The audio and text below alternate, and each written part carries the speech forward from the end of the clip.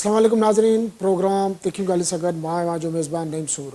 सिंध में केनालनि ख़िलाफ़ हिकु तहरीक एहतजाज न पर हिनखे तहरीक चइजे जेका जारी आहे, जेका ॾींहों ॾींहुं वधंदी पई वञे। वकीलनि तरफ़ां बबरलोई बाईपास ते धरणो हयो वियो आहे। उन खां सवाइ बि मुख़्तलिफ़ धुरियूं मुख़्तलिफ़ हंधनि ते एहतजाज करे वेठियूं आहिनि ऐं रोड बंदि आहिनि। इन सॼी सूरत हाल में हिकु तरफ़ त सॼी सिंध जूं जेके क़ौमपरस्त पार्टियूं आहिनि, मुख़्तलिफ़ पार्टियूं आहिनि, उहे एहतजाज सरापा एहतजाज आहिनि। पीपल्स पार्टी भी इन सिलसिले में हिकिड़ो जेको आहे त जलसो करे चुकी आहे। ॿियो 25 तारीख़ ते जेको आहे त सखर में जलसे जो ऐलान कयो वियो आहे। इन खां सवाइ हिकिड़ी ॿी डेवलपमेंट साम्हूं आई आहे। कल्ह खां वफ़ाक़ी हुकूमत तरफ़ां सिंध जे मुख़्तलिफ़ क़ौमपरस्त ऐं सियासी पार्टियुनि धुरियुनि सां जेको आहे राब्ता कया विया आहिनि। उन्हनि खे ॻाल्हियुनि जी आछ कई वई आहे, एहतजाज ख़तमु करण जो चयो वियो आहे। पर उन्हनि जेको आहे त पाण में सलाह मशवरो करण बैदि जेको आहे नून लीग क़यादत खे जवाबु ॾियण जो जेको आहे त फ़ैसिलो कयो वियो आहे। इन सॼी सूरत ते ॻाल्हाईंदासीं। असां सां वीडियो लिंक ते मौजूदु आहिनि PPA जूं सीनियर अॻुवान आहिनि, मरकज़ी सेक्रेटरी इतलात आहिनि मैडम शाज़िया अमरी साहिबा। शाज़िया अमरी साहिबा, तव्हांखे प्रोग्राम में वेलकम कयो पिया। तव्हांजी महिरबानी अदा, थैंक यू। शाज़िया साहिबा, केनालनि वारे मामले ते वफ़ाक़ तरफ़ां मुख़्तलिफ़ पार्टियुनि सां राब्ता कया विया आहिनि। इन खां पहिरियां शर्जील इनाम महमूद सां बि राब्ता कया विया। उन खां पोइ इहो बि चयो पियो वञे त वज़ीर आज़म जी जेको वॾे वज़ीर सां मुलाक़ात बि तइ थियल आहे, उहा जेका कंफर्म नथी सघी आहे। त इन्हनि राब्तनि खे मां कीअं था ॾिसो ऐं ओवरऑल जेको सिंध में एहतजाज जारी आहे इन ते मां छा चवंदा? अदा, हिकिड़ी त ॻाल्हि तव्हां सां बिल्कुलु आउं करे वञा त पाणी जे हवाले सां ही जेको कनाल जो या नहरनि जो मसइलो आहे, उहो पोएं साल जून जे महीने में जेको तव्हांखे यादि हूंदो त सिंध गवर्नमेंट ऐं चीफ मिनिस्टर सिंध ॿुधाए बि चुको आहे अॻ में त पहिरीं त केयरटेकर गवर्नमेंट में इरसा जी तरफ़ां हिकिड़ो सर्टिफिकेट ॾिनो वियो त पाणी अवेलेबल आहे। ग़ालिबन इहो 25 जनवरी जो आहे, 2024 जी ॻाल्हि आहे। इलेक्शन खां अॻु में इहो थियो हो। जीअं इलेक्शन्स थिया ऐं हिकिड़ी त ही मैलिफाइडी आहे न, धांधली आहे, तव्हां हिनखे खुली धांधली चवंदव। त जॾहिं ही सर्टिफिकेट इरसा ॾेई थी सघे, उहा ई इरसा जेको 1991 जो वाटर अकॉर्ड इम्प्लीमेंट नथी कराए, पर हिकिड़ो जाली सर्टिफिकेट में पाणी आहे किथे जेको अवेलेबिलिटी जो सर्टिफिकेट जारी था कयो, त हू सर्टिफिकेट ॾिए थी त जीअं इलेक्शन थींदा आहिनि, तव्हां ॾिठो त गवर्नमेंट्स फॉर्म थींदियूं, उन खां पोइ थियूं सिंध जी जॾहिं गवर्नमेंट पीपल्स पार्टी जी फॉर्म थी त पीपल्स पार्टी जी गवर्नमेंट में जेको इहो फ़ैसिलो वरितो वियो त भई इरसा जो इहो ग़लति सर्टिफिकेट आहे, इनखे चैलेंज कबो। ऐं चीफ मिनिस्टर साहब जून में समरी ठाहे थो त भई ही कनाल्स जो जेको मामिलो आहे, इन्हीअ ते इरसा जो सर्टिफिकेट इस्तेमालु पियो थिए, असां हिन सर्टिफिकेट खे चैलेंज था कयूं। उहा जेका समरी आहे तयारु करे मोकिले छॾी आहे वफ़ाक़ ॾे। अॼु ताईं वफ़ाक़ हुन इशू खे जेको आहे न खयो आहे। हिन खां अलावा तव्हांखे ख़बर आहे त आइन में आर्टिकल 154(3) आहे, जेको चवे थो त आइनी हिसाब सां जेका CCI आहे उन जी मीटिंग घटि में घटि 90 डेज़ जे अंदरि हिकिड़ी घुराइण खपे। हाणे तव्हां अंदाज़ो लॻायो त फरवरी जा इलेक्शन थिया आहिनि, उन खां पोइ अॼु कहिड़ी तारीख़ आहे ऐं केतिरा महीना गुज़री विया आहिनि, हिन इलेक्टेड हुकूमत हिकु बि CCI जी मीटिंग कॉल न कई आहे। तव्हां हिकिड़ो त पंहिंजी आइनी ज़िमेदारी खां छुटा आहियो, तव्हां कॉल न कई आहे। पर ॿी ॻाल्हि जेका अहम आहे, इक्वली अहम आहे, उहा इहा आहे त आर्टिकल 155(2) में ॾिनल आहे त पाणी जे हिसाब सां जेको बि इंटरफेरेंस जो मसइलो हूंदो पाणी जी सप्लाई ते, उन में जेके बि एतिराज़ात आहिनि उहा उन ते बि हुकूमत फौरी मीटिंग घुराए थी सघे। आर्टिकल 155(2) में उन जे हिसाब सां बि मीटिंग कोन घुराई आहे, इंतज़ारु कयूं पिया। न त मैडम तव्हां था चओ त अव्हां इंतज़ारु कयो पिया, अव्हां हुकूमत जा अहम इत्तेहादी आहियो, सभ खां वधीक तव्हांजी हिमायत हासिल आहे नून लीग जी सरकार खे, त पोइ तव्हांजे चवण ते बि इजलास नथो थिए। बिल्कुलु ज़ाती आहे न, सिधी ज़ाती आहे। ऐं इन जे करे तव्हांखे यादि हूंदो त बिलावल भुट्टो ज़रदारी साहब सभ खां पहिरियां, अॼु खां आउं सम्झां थी 4-5 महीना अॻु में बिलावल साहब हिकिड़ो पंहिंजो वीडियो स्टेटमेंट ॾिनो हो। उन्हीअ स्टेटमेंट में हिन 6 कनाल्स जी वाज़े मज़म्मत बि कई, ऑपोज़िशन बि कई। बिलावल साहब इहा ई ॻाल्हि कई त भला तव्हांखे जेके बंजर इलाइक़ा आहिनि उहे तव्हांखे आबाद करणा आहिनि त पोइ तरीक़ा आहिनि, असां सां वेहो, असां ॻाल्हाए सघूं था। नई टेक्नोलॉजी आहे, नया तरीक़ा आहिनि इरिगेशन जा, असां हुन ते ॻाल्हाए सघूं था। पर दरियाए सिंध ते सिंधुआ ते असांखे को बि केनाल क़बूल न आहे ऐं वाज़े चिटी हुननि इहा ॻाल्हि कई, हुन में को लिकियल छुपियल ॻाल्हि ई कोन हुई, वाज़े ॻाल्हि हुई। तव्हांखे पोइ यादि आहे त 4 अप्रैल ते बि जॾहिं जलसो थियो उन में बि बिलावल साहब इहा ॻाल्हि खुले नमूने सां कई। उन खां पोइ पीपल्स पार्टी जी घणी रैलियूं ज़िलनि जे लेवल ते, डिविजन जे लेवल ते असांजी थियूं आहिनि। ऐं पोइ इहो आयो आहे जेको लास्ट असांजो हैदराबाद वारो जलसो थियो आहे, उन्हीअ में वरी बिलावल साहब जॾहिं ॾिसे पियो त भई असां गॾु तव्हां ॾे वेठा आहियूं, तव्हांखे वोट ॾियूं था, तव्हांखे वज़ीर आज़म ठाहियूं था पंहिंजे वोटनि ते। ही वोट असां वटि सिंध जी अमानत आहे, असां हिननि वोटनि ते हिनखे वज़ीर आज़म ठाहियो आहे। जॾहिं हू ॾिसे पियो त भई सिंध में एतिरी बेचैनी आहे, असांखे पहिरीं पाणी जी शॉर्टेज आहे, हुन शॉर्टेज खे तव्हां ॾिसो नथा, पाणी जी 91 एकॉर्ड जी विर्छ खे तव्हां ॾिसो नथा, ऐं तव्हां मनसूबाबंदी कयो पिया त भई असां ही बि कंदासीं। जॾहिं तव्हां ख़ुदा न ख़ास्ता अहिड़ो कमु कंदव त पोइ पाणी जो हाल छा थींदो? हिन महिल ताईं त असां रोके वेठा आहियूं, शोर हंगामो सिंध गवर्नमेंट करे पई, कॾहिं मिटी हिते था कनि, कॾहिं मिटी हुते था कनि, पर हाली फ़िलहाली अलाह जो शुक्र आहे इहो नथो शुरू थिए।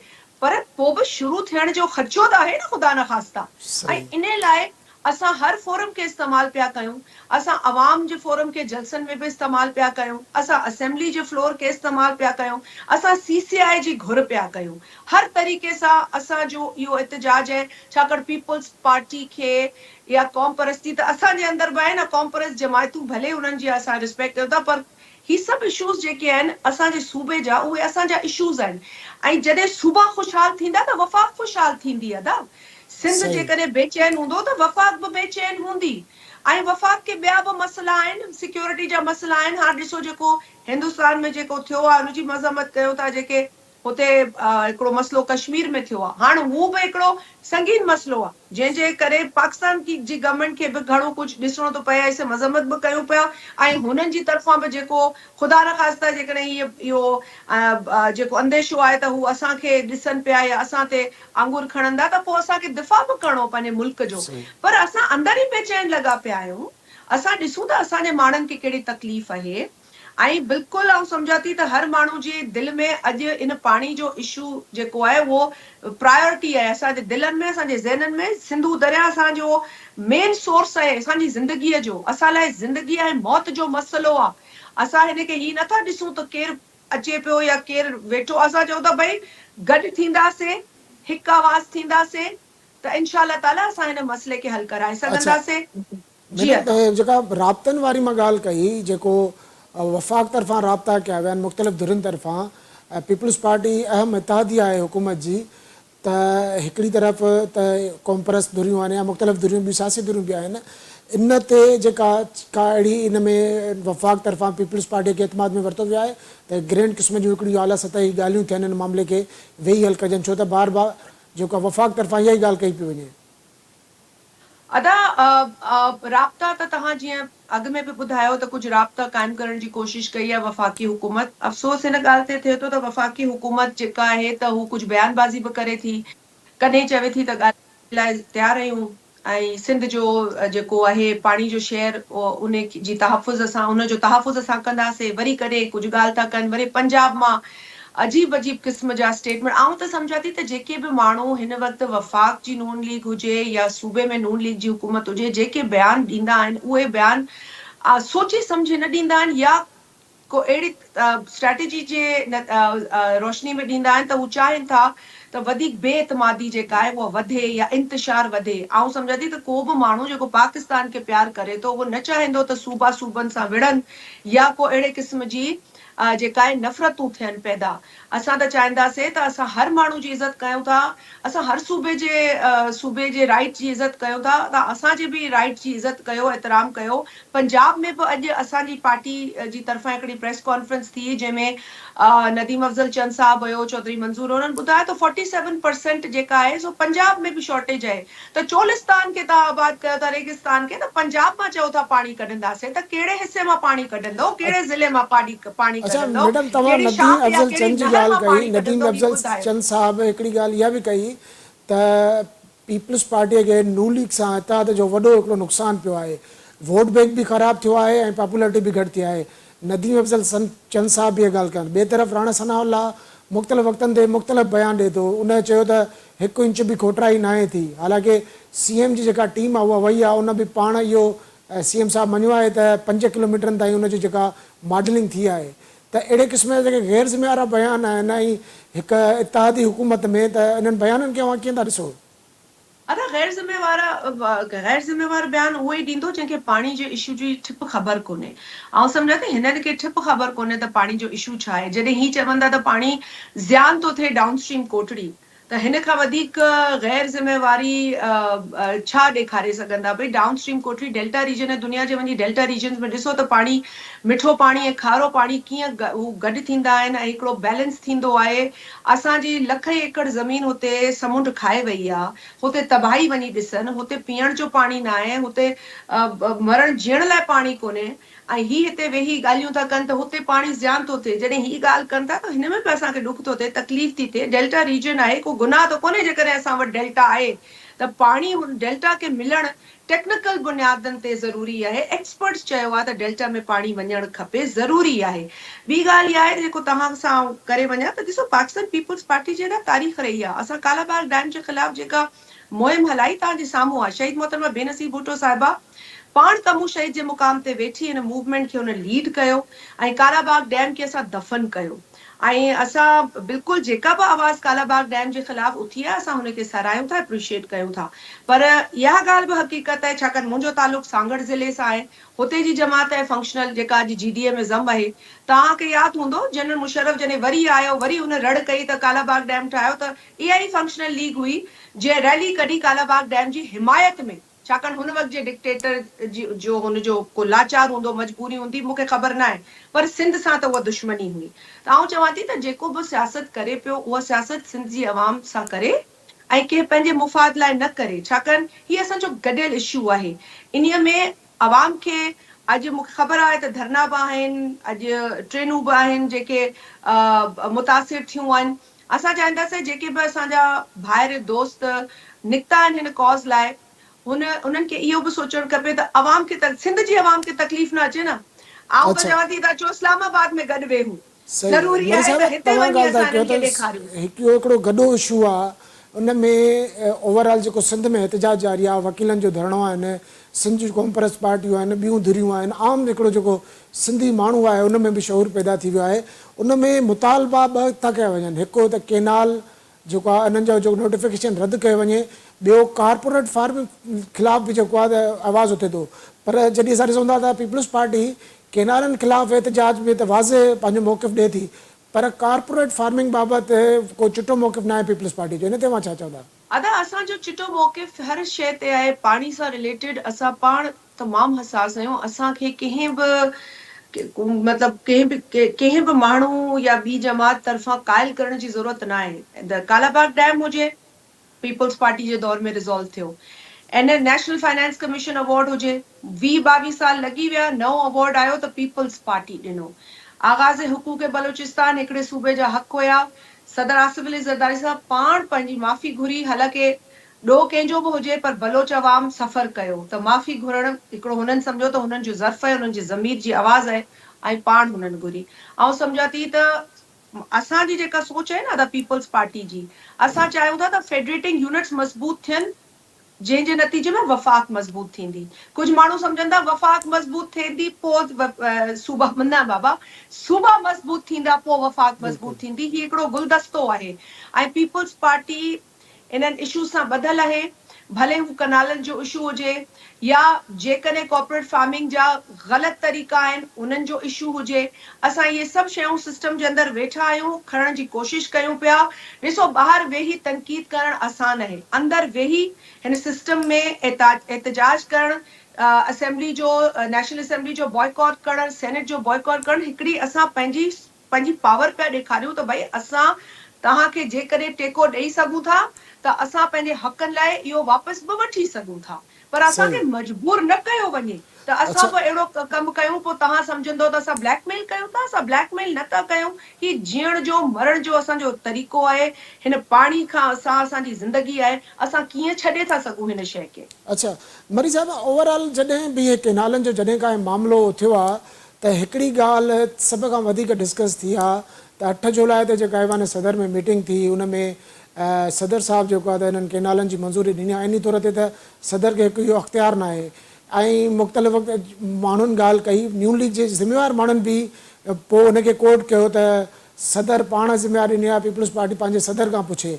ऐं पीपल्स पार्टीअ तरफ़ां इहो मौक़िफ़ अख़्तियार कयो वियो त इहा टेम्परिंग कई वई आहे ऐवान सदर में जेका मीटिंग थी आहे, जेकॾहिं इहा टेम्परिंग थी आहे त उनजी का इंक्वायरी कराई वई आहे पीपल्स पार्टी तरफ़ां या ऐवान सदर तरफ़ां, छो त ऐवान सदर हिकिड़ो वॾो अहम हंधु आहे।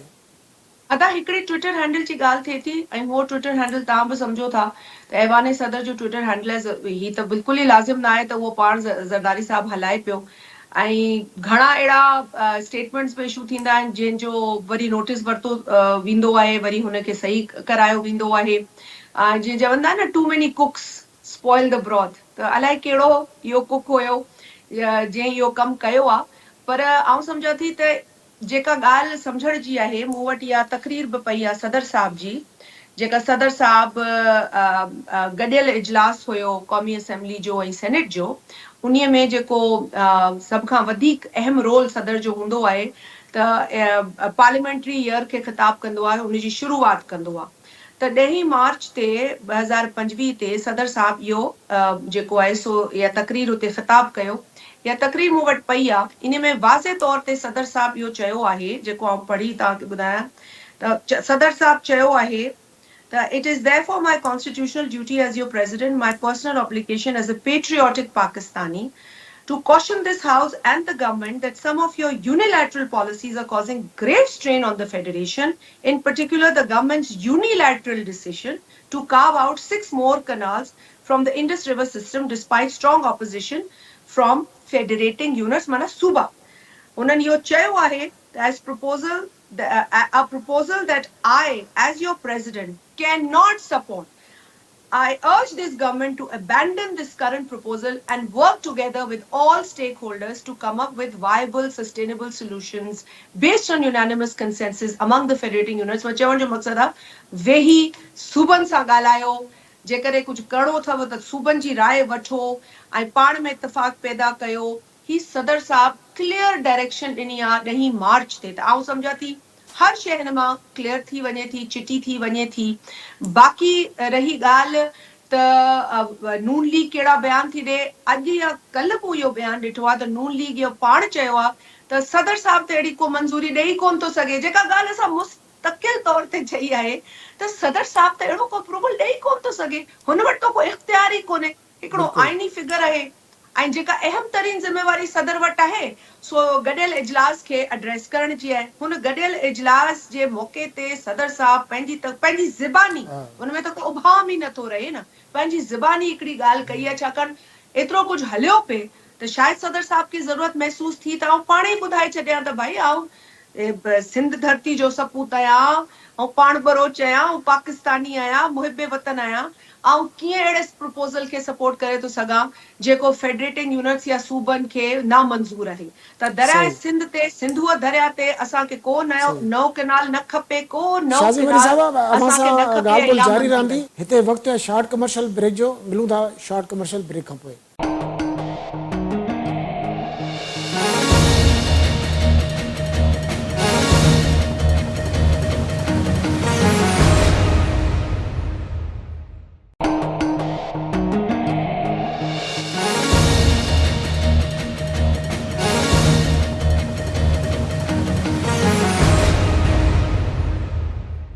वेलकम बैक नाज़रीन, असां सां गॾु मौजूदु आहिनि वीडियो लिंक ते पीपी जी सीनियर अॻुवाण शाज़िया मरी साहिबा। शाज़िया मरी साहिबा, ॻाल्हि पई हले पई त जेको हे एहतजाज आहिनि ऐं पीपल्स पार्टी मुसलसल इहो मुतालबो कंदी पई अचे त CCI जो जेको इजलास आहे आइनी तौर ते हर 3 महीने घुराइणु घुरिजे। पीपल्स पार्टी एतिरी मज़बूत इत्तेहादी आहे मुस्लिम लीग नून जी, उन बावजूदि हुकूमत उन होॾे ते क़ाइमु आहे ऐं CCI जो इजलास नथी घुराए। छा पीपल्स पार्टी जो मौक़िफ़ उते नथो ॿुधो वञे? छो आख़िर एतिरी अहम इत्तेहादी हुजण बावजूदि पीपल्स पार्टीअ जो जेका ॻाल्हि खे उते जेको आहे न एतिरी अहमियत न पई थी ॾिनी वञे? अदा तव्हां जेका ॻाल्हि कई त पीपल्स पार्टी हिननि खे ज़र चए पई त भई तव्हां CCI जो इजलास घुरायो। हाणे आइन मूं वटि आहे, हीअ आइन जी किताब आहे, आर्टिकल आहे 154(3 जंहिंमें लिखो आहे, the council shall have a permanent secretariat and shall meet at least once in 90 days. माना ही आइन चवे थो, ही पाकिस्तान जो आइन आहे ऐं हिन आइन खे जेको आहे न, हिन खे हिन ते हलण ऐं हिन जी जेके बि आर्टिकल्स आहिनि, जिथे जिथे गवर्नमेंट खे जेका ज़िम्मेवारी ॾिनल आहे उहो पूरो करणु हुननि जो फर्ज़ आहे। हिन में पीपल्स पार्टी खे यादि कराइण जी ज़रूरत न आहे, पर तंहिं हूंदे बि पाकिस्तान पीपल्स पार्टी क़ौमी असेंबली जे फ्लोर ते इहा ॻाल्हि खई आहे, सेनेट जे फ्लोर ते इहा ॻाल्हि खई आहे, जलसनि में इहा ॻाल्हि खई आहे, मुख़्तलिफ़ फोरम्स जेके असांजे माण्हुनि खे ज़िले लेवल ते बि हाणे शऊर अची वियो आहे। पाणी जे इशू ते जीअं तव्हां चयो न, शऊर अॻु में बि माण्हुनि में हुयो। इहो सिंध जो अवाम हुयो जेको धरनो ॾेई शहीद मोहतरमा सां गॾु वेठो हो ऐं कालाबाग डैम खे असां दफ़न करायो। त ही शऊर असां वटि आहे। ही जेके माण्हू इस्लामाबाद में वेठा आहिनि न, उहो सिंध जी अवाम खे या लोअर रेपेरियंस खे आउं चवंदसि, जेके पुछड़ी जा आबादगार आहिनि, उन्हनि खे बेवकूफ़ सम्झंदा आहिनि। जेका जे जनरल मुशर्रफ चयो न त सिंध की अवाम बेवकूफ़ है, तव्हांखे यादि हूंदो हुनजो स्टेटमेंट हुयो बिल्कुलु मरूम जो। पर इहो अंडर एस्टिमेट कंदा आहिनि सिंध खे ऐं लोअर रेपेरियंस खे ख़ासि तौर ते, छाकाणि हीअ हाणे इशू आहे अपर रेपेरियन ऐं लोअर रेपेरियन जो। त जेको माण्हू पुछड़ी ते उहो पंहिंजे हक़नि जी ॻाल्हि थो करे। इंटरनेशनल राइट्स आहिनि असां वटि, ही को अहिड़ी असां को अजीब ॻाल्हि कोन था कयूं। त अपर जेको वेठो आहे न, मथे जेको वेठो आहे, हुनखे अहसासु हुजणु खपे लोअर रेपेरियन जो। जेको कमु हू सही मथे पाणी सां कंदो, हुनखे राय वठणु खपे, इनपुट वठणु खपे लोअर रेपेरियन जो। हाणे असां हिंदुस्तान सां मुआडो अटकाए वेठा आहियूं पाणीअ जे इशू ते, हुते असां लोअर रेपेरियन आहियूं न, बहैसियत सही पाकिस्तानी। त जॾहिं असां सम्झूं था त हू अपर रेपेरियन नाजाइज़ी पियो करे, त असां पंहिंजे लोअर रेपेरियन खे इज़त ॾियण लाइ तयारु न आहियूं, हुनजी ॻाल्हि ॿुधण लाइ तयारु न आहियूं। ऐं नून लीग जहिड़े क़िस्म सां हिन वक़्तु बिहेव करे थी, त अफ़सोसनाक आहे, पर उमेद रखूं था त अच्छा असां जेको एकेडमिक हा गुफ़्तगू आहे हुननि सां, जेको मेरिट ते गुफ़्तगू आहे हुननि सां, उहो जारी रखंदासीं। पना असां वटि पूरा मौजूद आहिनि, टेक्निकल ग्राउंड ते असां मज़बूत आहियूं ऐं अच्छा इन में शाज़िया साहब, उमेद हिकिड़ी कयूं था ॿी त मीडिया इंशाअल्लाह ते ताला इहो ॻाल्हियूं हलनि थियूं पियूं प्रपोज़ल त विड्रॉ थींदो। सीएम जी सिंध जी जेको आहे वज़ीर आज़म सां मुलाक़ात शेड्यूल आहे इन्हनि ई मामलनि ते, छा अव्हां कंफर्म कयो था त उहा मुलाक़ात थियणी आहे अॼु या सुभाणे, या अहिड़ो को शेड्यूल आहे मुलाक़ात? आदा मुलाक़ातनि जो सिलसिलो बिल्कुलु जॾहिं थींदो त हुनमें नतीजो निकिरंदो। वफ़ाक़ जो मिनिस्टर राना सनाउल्लाह जी जेको हुननि राब्तो कयो, असां हुनखे वेलकम कयो। असां चऊं था त भई असांखे मसइले जो हल खपे, असांखे मुआडो न आहे अटकाइणो, पर तव्हां असांखे सही मजबूर कयो था त असां मुआडो अटकायूं। तव्हां असांखे मजबूर कयो था त असां पंहिंजे हिन मूवमेंट में, पंहिंजे हिन सॼी माना जेको असां ऑपोज़िशन कयूं पिया हुन में शिदत आणियूं। तव्हां त मजबूर कयो था। असां हाणे हिकिड़ी मेच्योर जमात आहियूं, असां सम्झूं था त तरीक़े सां वेही ॻाल्हाइजे, तव्हां असांजे व्यू पॉइंट खे सम्झो। असांखे तव्हां काइल ई नथा करे सघो त सिंधू दरिया ते को नओं प्रोजेक्ट ठहे। असां तव्हांखे यकीन था ॾियारूं त जेको तव्हां सोचियो था, असां तव्हांखे बिल्कुलु ई हुन में कन्विंस करे वेंदासीं। पर तव्हां वेहो, ॻाल्हायो, ही ग़लति सलत स्टेटमेंट्स न ॾियो। महिरबानी करे करे को पंजाब में इरिगेशन मिनिस्टर ग़लति ॻाल्हि कालाबाग ते करे थो वञे, हुनखे इहो अहसासु कोन थो थिए त भई हिन प्रोजेक्ट ते 3 असेंबलियूं सॼे पाकिस्तान जूं सूबाई असेंबलियूं हुननि रद्द कयो, तूं कीअं थो ॻाल्हि करी? त सही चवण जो मक़सदु आहे त जेतिरा माण्हू हिन असास इशू ते नून लीग जी तरफ़ां ॻाल्हाईंदा, मामले खे ही ख़राबु कंदा, हिननि खे वेहणु खपे। जेको हाणे तयारु थिया आहिनि त वेहंदा, वज़ीर आज़म साहब बि वेहंदो ऐं असां उमेद रखूं था त हिन मां को मुस्बित हल निकिरंदो।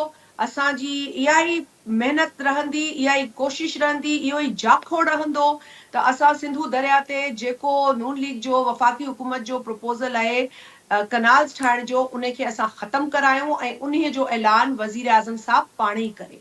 अच्छा शाज़िया साहब, तव्हां ॻाल्हि कई त राब्ता जेको जारी आहिनि मुख़्तलिफ़ वफ़ाक़ तरफ़ां कया विया आहिनि मुख़्तलिफ़ धुरियुनि सां, पर जॾहिं असां हिते ॾिसूं था त पीपल्स पार्टी बि जेको आहे त एहतजाज करे थी, छा पीपल्स पार्टी बि जेका वकील अॻवान जेको बबरलो बाईपास ते धरणो हणी वेठा आहिनि, या मुख़्तलिफ़ जेके क़ौम परस्त पार्टियूं आहिनि या ॿियूं जेके JUI आहे, मुख़्तलिफ़ पार्टियूं आहिनि, छा पीपल्स पार्टी उन्हनि सां राब्ते जी कोशिशि कई आहे? अदा पीपल्स पार्टी जी जेका सिंध जो चैप्टर आहे, निसार खोड़ो साहब पाण बि ऐं हुननि सां राब्ता आहिनि हुननि जा। ऐं बसि असां जेको हुकूमत जी ज़िम्मेवारी हूंदी आहे त माण्हुनि खे न थिए, रोड रस्ता या हाईवे ब्लॉक न थियनि, छाकाणि माण्हू त सिंध जा आहिनि न जेके मुतासिर पिया थियनि। सही ऐं उन्हीअ में एम्बुलेंसिस बि उते बीही रहनि थियूं, मरीज़ उन में हूंदा आहिनि, कारोबारी माण्हुनि खे बि नुक़सान पियो थिए, सिंध जो कारोबार मुतासिर थींदो, सिंध जी आवाम मुतासिर थींदी। त भाइरनि खे, भेनरनि खे, जेके बि एहतिजाज ते वेठा आहिनि, गुज़ारिश इहा ई सिंध हुकूमत जी तरफ़ां हुई त भई भले एहतिजाज सभिनि जो आहे, असां गॾियल आहियूं हिन इशू में, कॉज़ में, ऐं सचे दिलि सां असांखे करणु बि खपे, पर सिंध जी अवाम खे या सिंध जे माण्हू खे बि तकलीफ़ में विझणु मुनासिब न आहे। सही एहतिजाज त असांजो ईमान आहे, असां एहतिजाज करे त हेसि ताईं पहुता आहियूं। ही जेके बि शयूं थियूं आहिनि, भले वो 18वीं तरमीम हुजे, भले वो एनएफसी हुजे, कालाबाग डैम खे दफ़न करण जो मामलो हुजे, इहे सभु असां पंहिंजी कन्विक्शन सां पंहिंजे एहतिजाज जे ज़रिए पाकिस्तान पीपल्स पार्टी करायो आहे। ऐं पाकिस्तान पीपल्स पार्टी हिन ॻाल्हि ते वरी आउं पंहिंजे पाण खे रिपीट कंदसि, हिन ॻाल्हि ते ई गहरो यकीन रखे थी त जेसि ताईं असांजा फेडरेटिंग यूनिट्स मज़बूत न थींदा, तेसि ताईं पाकिस्तान जी वफ़ाक़ मज़बूत न थींदी। ऐं इहा ॻाल्हि इस्लामाबाद वारनि खे बि सम्झणु खपे त सूबे में वेठल जेका अवाम आहे हू हिन वफ़ाक़ जी धड़कन आहे। त सही महिरबानी करे अवाम सां न खेॾो, अवाम जे जज़्बात सां न खेॾो, असांखे एतिरो मजबूर न कयो त असां जेको हिन वक़्तु हिकिड़े मौज़ब तरीक़े सां तव्हां सां ॻाल्हाइण जी कोशिशि कयूं था, पोइ असांखे एतिरो तैश न ॾियारियो, असां उहा ई जलसा कयूं पिया, 25 तारीख़ ते असां ॿियो बि जलसो कयूं था, उन खां पोइ वरी मे में बि असांजे जलसे जी अनाउंसमेंट आई अच्छा आहे। शाज़िया त साहिबा जलसा त तव्हां असां ॻाल्हि था कयो कंदासीं, पर हिन में शिदत जेका ईंदी उहा हिन वफ़ाक़ी हुकूमत जे रवैये जे करे ईंदी, ऐं हू सही पाण अच्छा ज़िमेदार हाणे आहिनि। तव्हां ॻाल्हि था कयो त पीपल्स पार्टी अवाम जे हक़नि लाइ बीठी आहे ऐं हमेशह जेकॾहिं एहतिजाज जी ज़रूरत पवंदी आहे त एहतिजाज कंदी आहे, जेकॾहिं पार्लियामेंट जो फोरम हूंदो आहे उते बि पीपल्स पार्टी ई आवाज़ु उथारींदी आहे। हिते असां ॾिसूं था त केनालनि ख़िलाफ़ु एहतिजाज जारी आहिनि, सॼो सिंध सूबो ॿरे पियो ऐं उन खां सवाइ अवाम हुकूमत सभु सरापा एहतिजाज आहिनि। पीपल्स पार्टी ऐं नून लीग ॾांहुं हिकिड़ो क्रेडिट वञे थो, उन्हनि 18वीं तरमीम मंज़ूरु कराई हुई। ठीकु आहे, त 18वीं तरमीम जो जेको मेन हिकिड़ो नुक़्तो उहो हो त जेका सूबनि जा वसीला आहिनि उन्हनि ते सभ खां पहिरियां सूबनि जो हक़ु हो, पर हाणे पार्लियामेंट में जेके बिल पास थियनि था, ताज़ो माइंस एंड मिनरल्स जो बिल जेको आहे त पेश कयो वियो आहे, उन ते पीपल्स पार्टीअ जो को बयानु न आयो, उन ते सिर्फ़ु हिकु ॿ स्टेटमेंट आया, प्रेस कॉन्फ्रेंस कई आहे, JUI सरबराह बुरहान फज़ल रहमान उन ते ॻाल्हायो आहे, ॿी कंहिं बि पार्टीअ जो अहिड़ो मौक़िफ़ न आयो आहे। छा इहो माइंस एंड मिनरल्स बिल जेको आहे त 18वीं तरमीम जे ख़िलाफ़ु न आहे? अदा ही ग़ालिबन सूबनि में आहे, उते असांजो एहतिजाज हले पियो। अॼु बि असांजी पार्टी जो KP जो जेको सदर आहे हुनजी मीटिंग ANP सां थी आहे, ऐं असां हिन ते गॾियल मौक़िफ़ रखूं था। असां बिल्कुलु इहो सम्झूं था त जेका शइ सूबनि जी आहे, 18वीं तरमीम जे नतीजे में सूबनि ॾांहुं ट्रांसफर थी आहे, उहो सूबनि जो हक़ आहे, हुन ते को इख़्तियार हिकिड़ो त वफ़ाक़ जो कोन्हे, पर सूबनि में बि जेका हुकूमतूं आहिनि उन्हनि खे बि अवाम जे जेके सेंटिमेंट्स आहिनि, अवाम जा जेके हक़ आहिनि उन्हनि ते कब्ज़ो करणु न खपे। ऐं इन ते असां बिल्कुलु, असांजी बि आवाज़ आहे, ऐं उते बि जेके असांजा माण्हू पार्टीज़ आहिनि जेके गॾियल एहतिजाज करणु चाहिनि थियूं, उन्हनि सां बिल्कुलु असांजो राब्तो थींदो। ANP सां असांजो राब्तो इन ते थियो आहे। तव्हांखे मूं अॻु में बि चयो हो त सूबनि जा जेके बि मसइला आहिनि, पीपल्स पार्टी हमेशह उन ते वोकल रही आहे, बल्कि पीपल्स पार्टी लीड जमात रही आहे। भले कालाबाग डैम हुजे, भले नओं NFC अवॉर्ड हुजे, 18वीं तरमीम हुजे, या पोइ सेल्स टैक्स ऑन सर्विस जो मामलो हुजे। तव्हांखे ख़बर आहे आइनी तौर ते उहो बि सूबनि जो हक़ हुयो, पर सही हिकिड़े डिक्टेटर जे दौर में हिकिड़े ऑर्डिनेंस जे ज़रिए उहो सेल्स टैक्स बि वफ़ाक़ पंहिंजे हुन में खयो पे, त असां हुन ते बि मुहाॾो अटकाए वरी वापसि हुनखे सूबनि जी तरफ़ मोकिलियो आहे। त इहे सभु कामयाबियूं आहिनि, पर पीपल्स पार्टी पंहिंजे लाइ नथी करे, हिन मुल्क जी अवाम लाइ करे थी। हिन मुल्क में जेके सूबनि जी मज़बूती आहे, सूबनि में रहंदड़ अवाम आहे, हुनजी ख़ुशहाली लाइ करे थी, ऐं असां कंदा रहंदासीं, छाकाणि असां पंहिंजी ताक़त अवाम खां वठूं था, ऐं असांजो जेको सॼो दारोमदार आहे उहो अवाम आहे। अच्छा शाज़िया साहिबा, जीअं सिंध हुकूमत इहो काउंट कंदी आहे त सिंध असेंबलीअ मां तकरारी केनालनि ख़िलाफ़ु रेज़ोल्यूशन पास थियो, पीपल्स पार्टीअ तरफ़ां ऐं PTI तरफ़ां क़ौमी असेंबलीअ में बि इहो ठहराउ पेश कयो वियो, पर उहो मंज़ूरु न थी सघियो, ऐं सेनेट सेक्रेटरी में बि जमा करायो वियो आहे बैरिस्टर ज़मीर घुमरे साहिब तरफ़ां। त सेनेट मां उहो ठहराउ मंज़ूरु थियण में केतिरो टाइम लॻंदो, या मुस्तक़बिल में पीपल्स पार्टीअ जो ॿीहर इरादो आहे त क़ौमी असेंबलीअ मां बि तकरारी केनालनि ख़िलाफ़ु इहो रेज़ोल्यूशन मंज़ूरु कराईंदी? अदा पीपल्स पार्टी सिंध असेंबली में इहो जेको करारदाद उहो उते मुतफ़िक़ा तौर पास थियो हो, तव्हांखे यादि हूंदो त सिंध असेंबली अॻु में ई हिनखे पास करे चुकी आहे। सही बाक़ी रही ॻाल्हि नेशनल असेंबली त 7 तारीख़ ते असां इहो रेज़ोल्यूशन सभई असांजा मेंबर्स उन्हनि ते असां साइन कयो।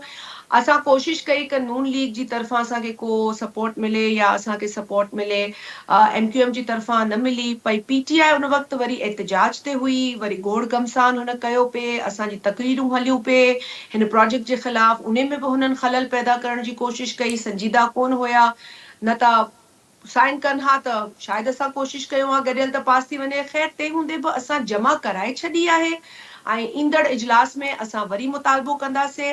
असां इजलास जे आख़िर में जेके ॾींहं हुया उन में बि मुतालबो कयोसीं। जॾहिं असांजी उहा रेज़ोल्यूशन एजेंडा ते न आंदी वई त असां बॉयकॉट कयो सेशन जो। सेनेट में बि तव्हांखे ख़बर आहे त कल्ह सेनेट जो इजलास थियो, उन में बि असां रेज़ोल्यूशन आंदी, हुननि टेबल न करण ॾिनी, पर असां वॉकआउट एहतजाज कयो, बॉयकॉट कयो, निकिरी वियासीं। असांजो इहो ई लाइ अमल रहंदो, असां हर फोरम खे इस्तेमालु कंदासीं। असांजो हक़ आहे त असांजी इहा ॻाल्हि तस्लीम कई वञे। असां मेरिट ते आहियूं, टेक्निकल ॻाल्हि था कयूं, असां को ग़लति ॻाल्हि कोन था कयूं। असां पंहिंजे हक़नि ते सौदो हिननि खे न करण ॾींदासीं, को कॉम्प्रोमाइज़ कोन थींदो। हिननि खे असांजी इहा डिमांड ॿुधणी पवंदी, आवाम जी ॻाल्हि ॿुधणी पवंदी ऐं हिन प्रपोज़ल खां हिननि खे विड्रॉ करिणो पवंदो। सही। अच्छा, तव्हां ॻाल्हि था कयो त ओवरऑल जेके असां सूरत हाल ॾिसूं था त जीअं मुस्लिम लीग नून जी जेका हुकूमत बीठी आहे पीपल्स पार्टी जे वोटनि ते बीठी आहे, ऐं जेकॾहिं के अहिड़ा फ़ैसिला हूंदा आहिनि उहा हुकूमत कंदी आहे जंहिं वटि 2/3 मेजॉरिटी हूंदी आहे, 2 भाङे 3 अक्सरियत हूंदी आहे। छा बिल्कुलु मुस्लिम लीग जी जेका हुकूमत आहे पीपल्स पार्टीअ सां को बि बिल पेश करण वक़्तु, को बि फ़ैसिलो करण वक़्तु कंहिं बि क़िस्म जो सलाह मशवरो न पई करे? अदा बसि सलाह मशवरो जेको आहे सो न हुजणु बराबरि आहे ऐं इन ते असांजी तशवीश रहंदी आहे। असांजो हमेशह हिननि सां इहो मुतालबो रहियो आहे त भई जॾहिं उहो पीका वारो बिल बि आयो त ओचितो वरी असां रोकियोसीं, असां डिमांड कई त भई हिन ते असां ॻाल्हाईंदासीं, ईअं कोन थींदो। पर वोट जेकॾहिं त उन ॾिनो ई पीपल्स शक्ल में पार्टी। इहो बिल अचे हा, जेकॾहिं इहो ई बिल उन ई शक्ल में अचे हा त अञा हिन बिल में जेके मसइला हुया उहे तव्हां सम्झो त बसि तबाही हुई। पर तंहिं हूंदे बि असां कोशिशि कई, कुझु ॿिया बिल्स बि जिथे जिथे असांखे असां ॾिसूं था त भई ही ज़बरदस्ती पिया कनि, असां ते हिननि खे रोकियूं था। ऐं असां इन करे हिननि खे चऊं था त भई असां हिकिड़ी मचोर जमात आहियूं, असां हिकिड़े जाखोड़ करे हिते पहुता आहियूं, असां सिस्टम खे किराइण नथा चाहियूं, असां तव्हांखे ब्लैकमेल नथा कयूं। पर महिरबानी करे जेको बिल आणियो था या जेको तव्हां प्रपोज़ल आणियो था on the floor of the house, असां तव्हांखे हिकिड़ी मज़बूत जेको आहे सपोर्ट ॾिनी आहे ऐं असां तंहिं हूंदे बि तव्हांखे ब्लैकमेल नथा कयूं। सही। असां चऊं था भई अच्छा, आवाम जा इशूज़ आहिनि, हुननि खे एड्रेस कयो, असां तव्हां सां गॾु बीठा आहियूं। पर जेकॾहिं तव्हां अवामी इशूज़ ते अहिड़ो क़िस्म जो बिहेवियर कंदव, पोइ असांखे मजबूर कंदव त हर ॻाल्हि ते असां हिननि सां इहो मुहाॾो अटकाए वेठा आहियूं। पर हिन वक़्तु जेको पाणी जो मसइलो आहे उहो असां लाइ प्रायोरिटी थो रखे ऐं हर ॻाल्हि खे असां हाणे सम्झूं था त पोइ ते आहे, असांखे हिन मसइले जो हल खपे ऐं फौरी तौर ते नून लीग जी जेका वफ़ाक़ी हुकूमत आहे हिनखे हिन मसइले जो हल कढणु खपे। सही। पंजाब हुकूमत जो जेकॾहिं हिन वक़्तु जेको बि मूड आहे, आउं सम्झां थी त वफ़ाक़ी हुकूमत खे प्रिवेल करणु खपे। पंजाब हुकूमत ग़लति ॻाल्हियूं थी करे ऐं ग़लति एग्ज़ाम्पल्स थी ॾे त फ्लड वाटर किथे आहे? फ्लड वाटर 30 साल जो रिकॉर्ड कढी ॾिसो, कहिड़ो फ्लड वाटर आहे, कहिड़ो फ्लड आयो आहे? असां वटि घणो करे ड्राउट रहियो आहे ऐं सही। कहिड़े फ्लड वाटर ते ही ॻाल्हि था कनि। टेक्निकल बि हुननि जो जेको ग्राउंड आहे उहो वीक आहे, स्टेक होल्डर्स खे हुननि ऑन बोर्ड न वरितो आहे ऐं पंजाब में इहो एडवेंचर जेको आहे आउं सम्झां थी इहो बिल्कुलु ग़लति एडवेंचर ते ही वञनि पिया, जंहिंमें आउं पूरी उमेद रखां थी त जेको असांजो हाणे ॻाल्हि ॿोल थींदी वफ़ाक़ी नुमाइंदनि सां, उन में इंशा अल्लाह ताला उमेद रखूं था मुस्लमान आहियूं हिन हैसियत में बि उमेद रखूं था। पहिरीं बि असां एतिरा जेके असां जंग विड़ी आहे या जाखोड़ कया आहिनि या जिदोजहद कई हुन में कामयाब थिया आहियूं न, त असां अच्छा, उन ई तारीख़ शाज़िया साहिबा, खे ॾिसूं आख़िरी था। मुंहिंजो तव्हां खां क्वेश्चन हूंदो त जी अदा सॼी सिंध सरापा एहतजाज आहे, पीपल्स पार्टी बि जलसा करे रही आहे, वफ़ाक़ी हुकूमत हिन महिल ताईं जे तव्हां त चओ था त उमेद आहे त कुझु बहितरी थींदी, पर वफ़ाक़ी हुकूमत हिन महिल ताईं पंहिंजे उहिदे ते क़ाइमु आहे। जेकॾहिं वफ़ाक़ी हुकूमत केनाल मनसूबे तां हथु नथी खणे ऐं जेके ॿिया बि सिंध दुश्मन मनसूबा उन्हनि तां हथु नथी खणे, त पीपल्स पार्टीअ जी ईंदड़ हुकूमत मिली छा हूंदी? छा पीपल्स पार्टी हुकूमत खां धार थींदी?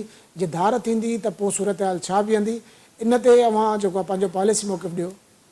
अदा पॉलिसी मौक़िफ़ तो असांजो ईंदो सेंट्रल एग्ज़ीक्यूटिव कमेटी जे इजलास खां पोइ, पर इहे सभु ऑप्शन असां ॾिसी था सघूं ऐं इहे ऑप्शन्स अंडर कंसिडरेशन ईंदा।